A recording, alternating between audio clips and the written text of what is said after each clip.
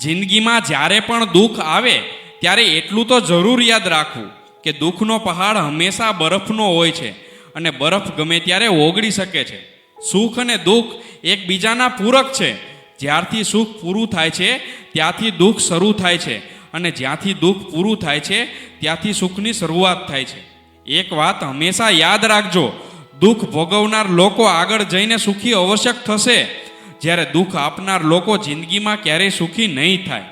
માછલી જ્યારે જીવતી હોય ત્યારે એ કીડીઓને ખાય અને જ્યારે મૃત્યુ પામે ત્યારે કીડીઓ એને ખાઈ જાય છે. એટલા માટે કોઈ વસ્તુને કમજોર ના સમજવી. વારા ફરતી વારો બધાનો આવે છે.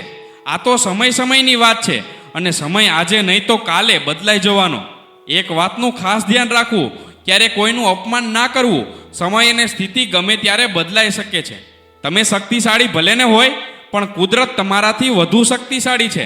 કંઠ આપ્યો કોયલને તો એનું રૂપ છીનવી લીધું, રૂપ મોરને આપ્યું તો એની ઈચ્છા છીનવી લીધી, આપી ઈચ્છા માણસને તો એનો સંતોષ છીનવી લીધો, અને સંતોષ આપ્યો સંતને તો એનો સંસાર છીનવી લીધો.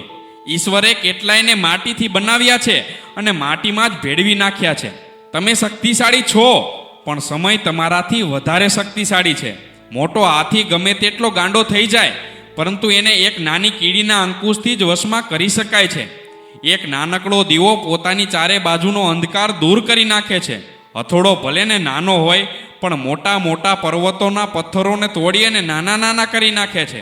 એટલા માટે વસ્તુ ગમે તે હોય, એના નાના કે મોટા આકારને બદલે એમના ગુણોનું મહત્વ વધારે હોય છે. જો લીમડાના વૃક્ષને ખાંડ પીવડાવીને ઉછેરવામાં આવે છતાં એની કડવાશ ક્યારે દૂર નહીં થાય, એવી રીતે ખરાબ વ્યક્તિને ગમે એટલી શિખામણો આપો તો એ ક્યારે પોતાનો રસ્તો નહીં બદલે. એવા લોકોનું સારા માણસ બનવું એ તો બહુ દૂરની વાત છે. સારા માણસ બનવાનો પ્રયત્ન પણ નહીં કરે અને સારા માણસોને હંમેશા હેરાન જ કરશે. પથ્થરો સામે માથું પછાડવું અને મૂર્ખાઓને જ્ઞાન આપવું એ બંને એક સરખું છે. ગુસ્સો આવે ત્યારે ઊંચા અવાજે બોલવામાં નહીં, પણ એ વખતે શાંત રહેવામાં વધારે તાકાતની જરૂર પડે છે. જિંદગીમાં કોઈ પણ ભૂલ કરી હોય એને કબૂલ કરી લેવી વધારે સારી છે સાહેબ, કારણ કે ભૂલોને ગમે એટલી છુપાવી લો એ સચ્ચાઈ સામે ક્યારે નહીં ટકે.